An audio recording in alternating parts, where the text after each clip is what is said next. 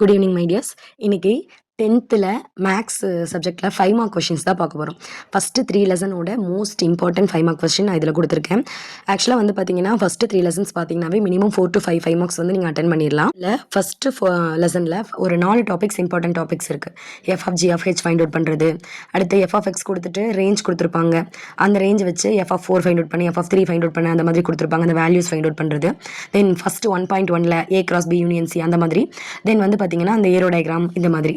So மொத்தமாக வந்து பார்த்தீங்கன்னா 4 டைப் தான் இருக்குது. அந்த 4 டைப்பில் இருக்க இம்பார்ட்டன்ட் கொஷின்ஸ் எல்லாம் கொடுத்துட்டேன். செகண்ட் லெசனை பொறுத்த வரைக்கும் இதில் வந்து பார்த்தீங்கன்னா 2.5லேருந்து 9 வரைக்கும் நிறைய இம்பார்ட்டன்ட் கொஷின்ஸ் இருக்குது. 2.9 வந்து அந்த sum of the values find out பண்ணுறது. 1 + 2 + 3 இருந்தால் என்ன, ஸ்கொயர் இருந்தால் என்ன, கியூப் இருந்தால் என்ன, அந்த மாதிரி அந்த ஃபார்முலாஸ் வச்சு ஃபைண்ட் அவுட் பண்ணுறது.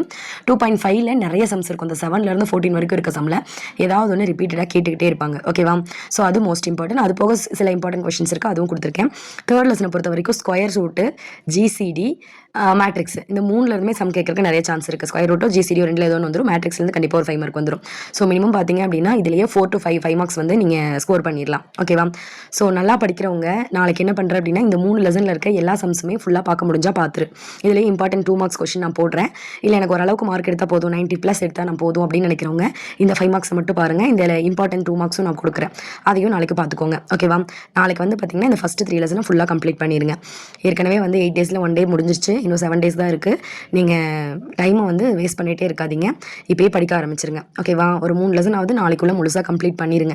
அட்லீஸ்ட் இந்த இம்பார்ட்டன்ட் கொஷின்ஸையாவது ஃபுல்லாக கம்ப்ளீட் பண்ணிடுங்க.